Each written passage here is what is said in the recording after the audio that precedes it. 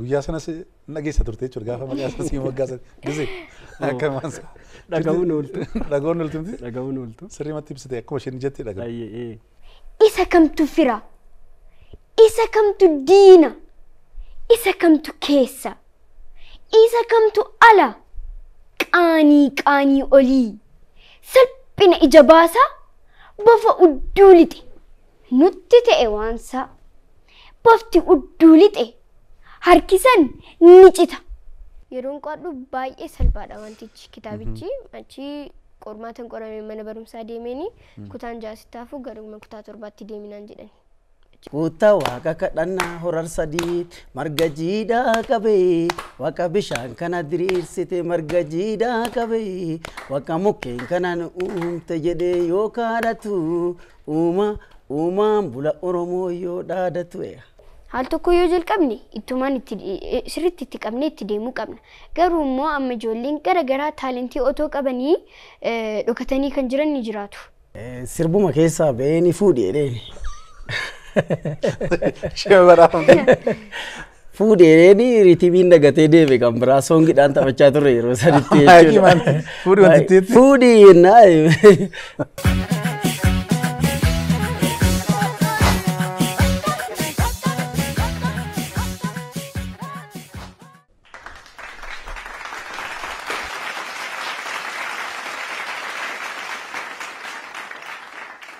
Akkam jirtu kabajamtoota daawwattoota keenya kun yeroo hundumaa dilbata sa'aatii kanarraa kaasee Abbaay TV irraa kan isiniif dhiyaatu qophii keenya nama barsiisuuf nama bashannansiisuu keessummaa sansaakaati. Akkam ture torbeen keessan. Akkuma beekamu torbee kana xinnoo lolaan kunis bokkaan kunis baay'achaa jira. Namoota hedduu sababa lolaa kanaan lubbuun isaanii darbeera.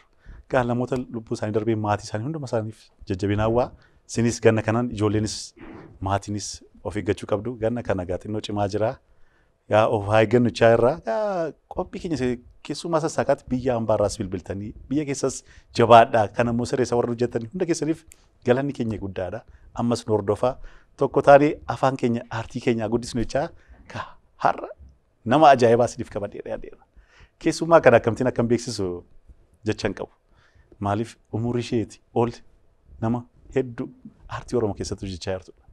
Eenyu akka taates hin tilmaamtu. Waanuma laaltanii fi lubbuma toortee dhufti. Anna dhibdi. Takka umurii ishee natti hin fakkaatu. Umurii hedduu waan qabdu natti fakkaata.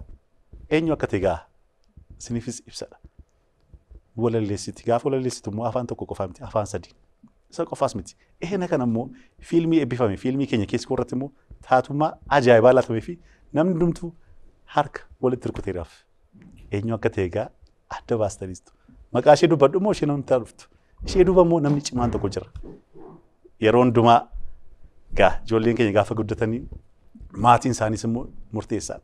Fedhii isaanii waan barbaadan hundumaa isaan cina dhaabbatanii kan deeggaranii maatiidha. Maatii kana immoo baay'ee galateeffachaa intala qaxalee kana nu laachuu isaaniitis baay'ee galateeffachaa ishee dudduuba immoo kan jiran abbaa ishees immoo affeereera. Eenyu akka ta'e ammas hin dubbadhu walalleessituu taatummaadhaanis waan hundumaan kan ishee beennu Seenet Gizaachoo fi abbaa ishee obbo Gizaachoo Walda Saadiq.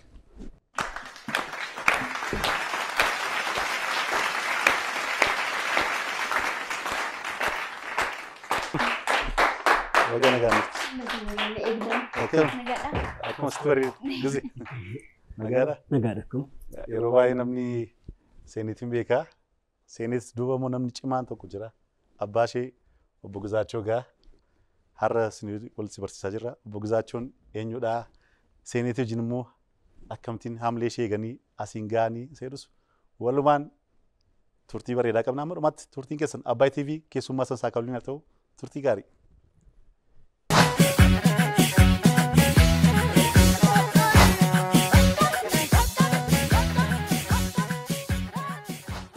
Tole seenu gize.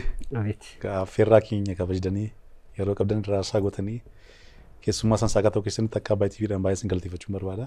Baga nagaan dhuftan. Galatoomuu. Ishee jirre waliin nu gatii walloo fi rakkoon qaba. Gize. Akka maree akkamittiin ilaalti istiidiyoo keenya? Istiidiyoon Abbaay baay'ee namatti tola. Baay'ee bareedaadha. Namatti tola. Miti. Gaanuunis isin kabajneetu qulqullina isaa eegnee kan hojjennu uummata keenya gadi kabajnuu fedha. Miti? Sirriidha.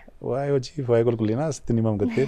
Mee dursa maqaa seeniiti kana hiikaa biraa qabaa akkamittiin sii moggaasanii? Seenit. Seeniiti. Egaa seenit jechuun hiika afaan Oromoodhaan yoo fudhanne nutti fakkaates jechuudha. Garuu maqaan kiyyaa afaan Oromoodhaan otoo hin taane kan naa ba'e jechuun isaanis fudhachuun ni danda'ama garuu. Lamaanuun ta'a jechuudha. Yeroo naa ba'u seenit jechuun qaama murteessaa ta'eetidha kan fudhatame. Kana jechuun immoo egaa manni keenya aartii baay'ee ni kabajaa. Fooliin aartii mana keenya keessa ni jira. Obboleettiin kiyya isheen guddoollee baay'ee aartii kana ni hojjetti turte. Garuu immoo isheen yeroo guddachaa deemtu barnoonnis egaa cimaadhuma deema. Kanaafuu barnoonni yeroo cimu immoo meebii aartiin kun dhaabachuu danda'a yookiin immoo xiqqoo ishii jechuun akka duraatti hojjetamuu ni danda'u. Kanaafuu ijoolleen kana booda dhufan aartii kana itti fufsiisu immoo akkanumatti dhaabata jedhamee yeroo yaadamu egaa anatu dhalatee anatu murteessaa qaama murteessaa anadha jechuudha. Kanatti seenit jedhame. Guyyaa sanas nageessa turte jechuudha gaafa maqaa isaa sii moggaasan gisee akka maansa. Dhagahuun ooltu. Dhagahuun ooltu miti? Dhagahuun ooltu. Sirriimatti ibsite akkuma isheen jettee dhagahu. Isheen garuu sirrumatti ibsite obboleettiin ishee aartii kana sirriitti hojjetaa turte.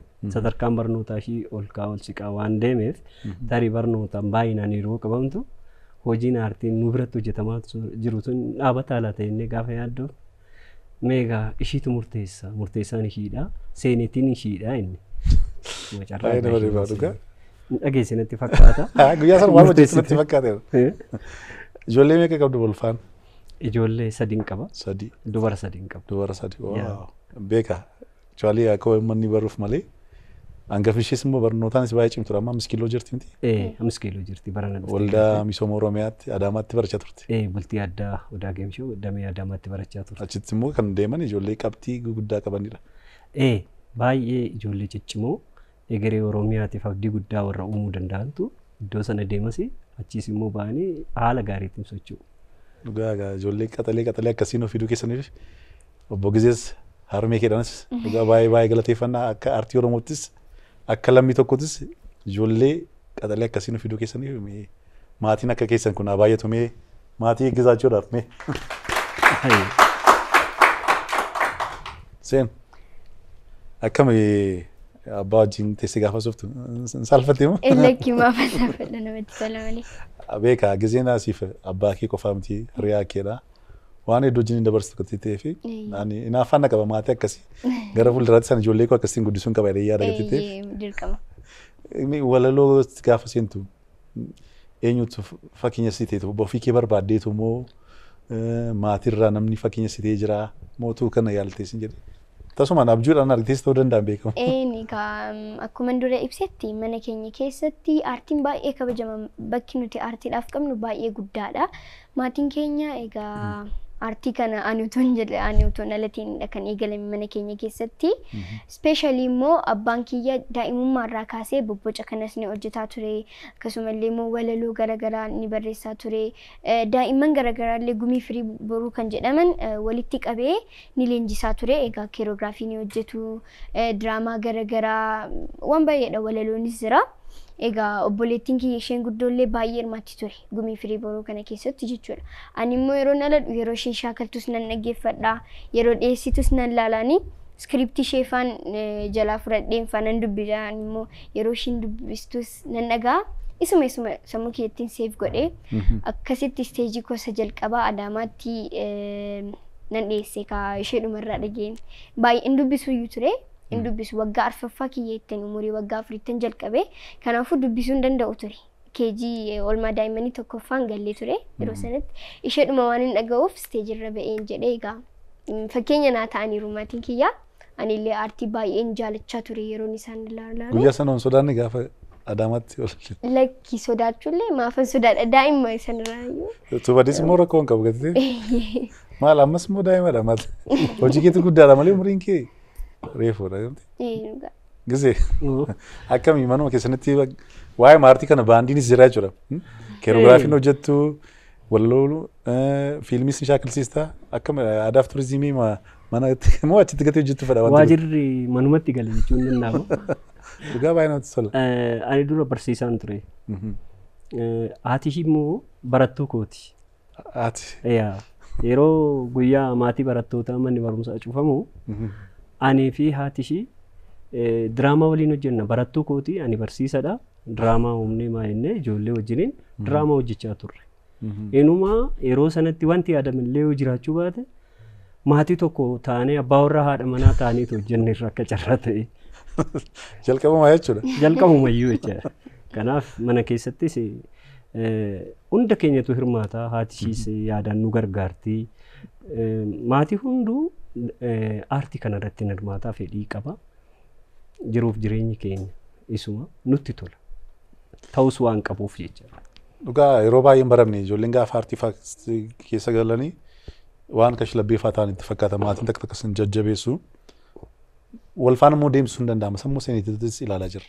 Barnoota isheettis immoo baay'ee cimtuudha. Olirraas akka babaatu beeka.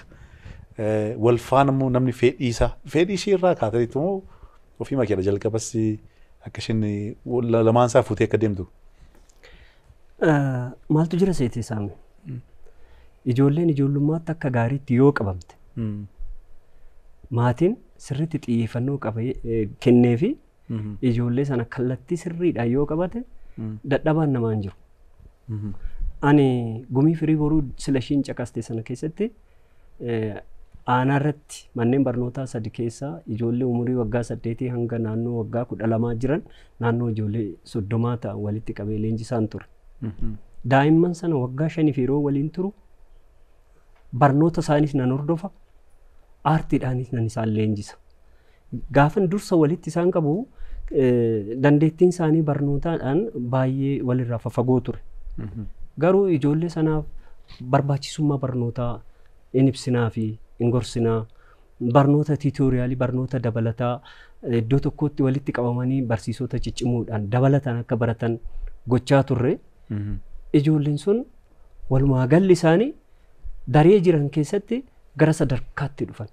Daa'imman gumii firii boruu dandeettii barnootaatiinis toop ta'an aartiidhaanis baay'ee beekaman kun egaa irratti ijaa hojjetameef jechaadha. Kanaaf jalqabuma akkasii hundi irraa kaasee yaa haala sanaatiin egaa ijoolleen cimaa deemu ijoolleen kunis obboleettiin seenetis akkuma aartii hordofaa jiran kanaatitti namni illee baay'ee yaadda walaloo kuniin baay'ata waltajjii adda addaa irratti mul'ataa jiru intalli kun mul'atti barnootaan akka gadi hin buune jaalala ishiidhaaf qaban irraa ka'e jechaadha. Nu immoo gar malee xiyyeeffannoo kennine iskeejuulii baasnee fi karooraan deemuu barsiisnee yeroo barnoota hordofuu yeroo aartii hordofuu yeroo boqonnaa ishii boqonnaa isa jedhu sana sirriitti sadarkaa ishiitiin boocnee waan kenninuuf isumaan hordofaa waan deemaniif ijoolleen barnoota isaaniitiinis guutuu ta'anii deemaa jiru cimoo ta'anii kompiitaantii ta'anii dorgomaa ta'anii aartii irrattis immoo haaluma argaa jirru kanaan uummanni itti gammadaa jiru kanaan jalqabbii fi sosochii gaariitu irraa mul'ataa jira. Egaa maatiin of kennuu qaba. Maatiin murteessaadha jalqabaas. Achuma gatii ba'aniif ijoolleenis ni jalqabaa maaliif yaada ofitti bitudha ijoollees akka reeyaatti waan isaan barbaadanis gaafa ofitti bittu. Bara keenya immoo yaadatta gisee nun keessummaan dhufee baafaa fayyadamna gatitee fi nama sodaachaa turre. Aktuaalii aadaan sunis bareedaadha akkuma nama kabajnuufidha. Garuu immoo ijoolleen bara ammaa immoo ofitti buttee sirriitti waan isaan barbaadanii fedhii isaanis gaafa akka reeyaa gootuuf barnoota isaaniidhaanis hojii isaaniidhaanis immoo baay'ee ciccimoo ta'uu gatitee fi isaaf immoo atis fakkeenya guddaadha. Nutis gaafa fiilmiidhaaf ishee barbaadnu yeroo barbaadanitti fudhadhaa jettaa. Kun immoo maatii akkas jajjabeeffamuu qaban keessaa tokkodha. Asumaanis gisee baay'ee galateeffachuun barbaadan mataan kun. Baay'ee galatoomuu. Seen gara keetti immoo deebiin. Abbaa keef dursa laanne egaa. Dirqama gattee mee gidduutti immoo mee walaloo maatii jaallattu keessaa tokko dhaggeeffanna. Waan masti tolee. Egaa walaloon kiyya gabaabduudha. Gabaabduudha garuu jechoonni isaas baay'ee namatti tolu akkasumallee immoo ergaan isaa baay'ee guddaadha. Egaa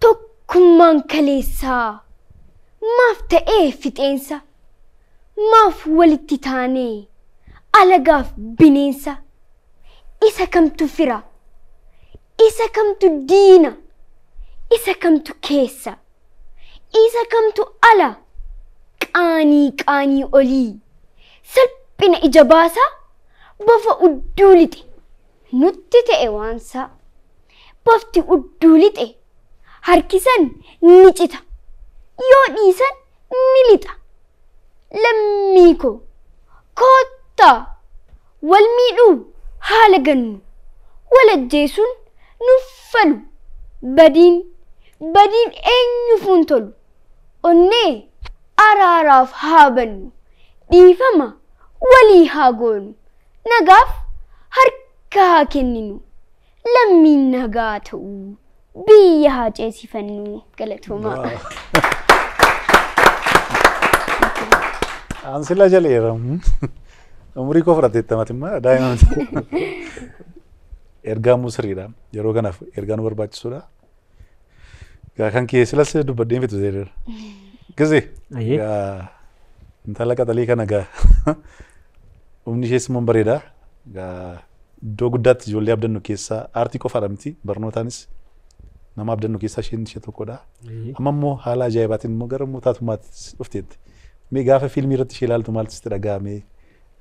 Eebba fiilmii keessa irrattis jirta turte gazetee fi miira kanaan immoo walalooti immoo baatee amma kanaan immoo dhufteetti. Mee eebba sana irrattis fiilmicha irrattis taatummaa ishee akkamtiin ilaalte? Ani gara fiilmii sana irratti eebba fiilmii sana irratti seeneetiin yeroon argu jalqaba fiilmii sana deddeebitee hojjettu nan fidasi. Garuu xumura irratti eebbarra ga'ee milkaa'ee ga'ee taatoo taatee hogguu ishiin ta'utti hogguun achirratti argu dursa ani saamii baay'een si galateeffadha. Daa'ima kana sirriitti ilaaltee hubattee gara industirii fiilmiititti affeertee hirmaachisuu keetiif ani baay'een si jaaladha. Galatoomiin jedha. Garuu fiilmii sana irratti hogguun argu ani baay'een gammade jechuman dhabe. Maaliif tokkoffaan ani aartii baay'een jaalladha. Baay'ee natti tola. Aartiin hiikaa guddaa qaba. Eenyummaa keeti, jiruuf jireenya keeti, waa hunda keeti. Sana keessatti immoo dhalli kee fiilmii keessatti hirmaatee waan ati barbaaddu, waan ati eegdu, waan ati hawwitu sanarra ga'ee hogguu argitu gammachuu guyyaa sana jiru jechaan ibsuudhaaf baay'ee ulfaataadha. Baay'ee gammadeera. Galatoomanidha. Isheenis mana boositeetti. Manni hundumtuu dhaabbatee harka walitti rukutaafii ture. Dhugaadha. Baay'ee nu ajaa'ibsiisaa turte yeroo shaakarraa kaastee dabaltee dhufti waan laannee fi tun ta'een ofiishee dabaltee dhufti gazetee fi kaaseenetti maltiidhaanis immoo kan barbaadeef walaloo qofaadhaan kan beekamneef waan hundumaadhaan hojjechuu akka dandeessu mannis akka baruufidha. Gaasaafis nun qaaneessine. Gizee amma gaatu ishee immoo qobaatti immoo gaafii hedduu gaggaafa nagatii ta'ee fi dhumarratti ergaa dabarfattu jiraatee nama galateeffattu si jiraatee carraa isaas ilaallee immoo addee wajjin immoo gaafii keenyatti fufna. Itti fufna. Ayyee galatooma. Ani ergaan dabarfadhu yoo jiraate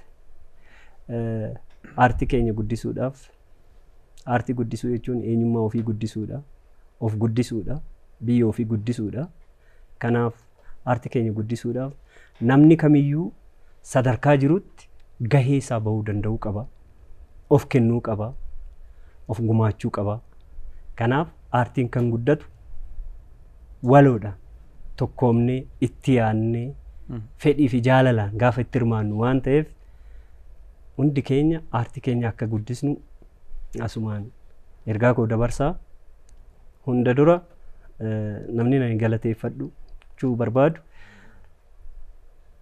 daa'imta kana sababii xiqqoo kana hojii ishii waltajjii irratti hojjettu ilaaluudhaan bakka jireenya ishii baadiyyaa keessaa gara magaalaa Finfinneetitti dhuftee barumsa ishiitiin barumsa gaarii argachaa carraawwan akka ammaa aartiidhaan waa hundaan argattu kana itti dhiyeenyaan akka hordoftu karra kan bananiif gara addunyaa bal'aa kanaatitti kan isaan fidan kan ishee fidan abbaa qabeenyaa abbaa ishee na caala abbaa kan ta'aniif kan ishii haala gaariitiin guddisan abbaa qabeenyaa obbo Said Daamtoo Daawwee ani guddaa galateeffachuun barbaada. Isaanii fi maatii isaanii guddaan galateeffadha.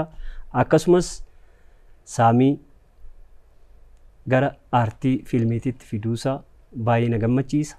Walumaa gala uummata Oromoo mara daa'ima kana jaalatee lafa argeetti jajjabeessee harka rukutee fi gammachuudhaan haamilee guddaa ta'ee fi ishii guddisaa jiru mara asumaan baay'een galateeffadhaa ergaan kun kan. Gizee ati sulfaadhu yeroo qabdurraa dhugaa maatii baay'ee ittiin boonu keessaa isin tokkodha. Akkasumaan fuula ifaadhaan jalqabaa kaastee amma dhumaatti guyyaa tokko nuffiin waraabbii fi isaa ta'uu adda addaadhaan kan koo qofaa miti kan ijoollee koo kan koo qofaa miti kan uummata Oromooti akka barbaaddeetanitti aartiidhaanis maaliinis sin cina jira irratti fuula kee akkasuma akkuma ifteetti amma dhumaatti hojiin turteetta maatiin akkasii nuuf baay'atanii anis baay'een si kabaja baay'een si jaalladha. Ammaaf malee yeroo kaan immoo deebitee keessumaa keenya taata. Galatooma. Ulfaadha. Galatooma. Thank you. Ulfaadha. Galatooma.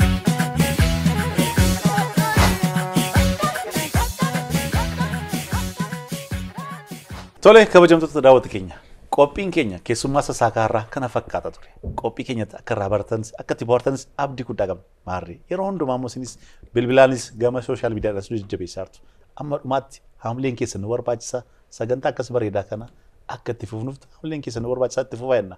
Qophiin kun immoo akkas bareedee qindaa'u isin bira akka dhiyaatuuf ogeessota istiidiyoo maraatu irratti hirmaate. Ogummaa kaameeraa, editaroota, suur sagalee, meekaappii hunduma isaanii baay'ee galateeffachuu barbaanna. Kana qofaas miti. Yeroo hundumaa immoo ogummaa daayirektarii maalaan akkasumas qopheessuudhaan kan nu faana jiru gammachiisaa barraadha. Maarree. Anaan immoo akkas misirroo kan na fakkeessanii mana huccuu ammayyaa Stargate. Stargate eessatti argama jettanii naannoo Boolee Madanalam gamoo Madanalam darbii tokkoffaadhaatti Stargate deemtanii naan akkas bareeddanii baatu. Gatii madaalawwaadhaan. Stargate filannoo keessan haa ta'u. Amma dhumaatti immoo kan sin faana ture aan Saamsoon Mokonilataati. Torbeen kunis kan nagaa kan milkii kan tokkummaa kan jaalalaa nuuf haa ta'u baay'ee baay'ee sin jaalladhaa horaa bulaa deebanaa.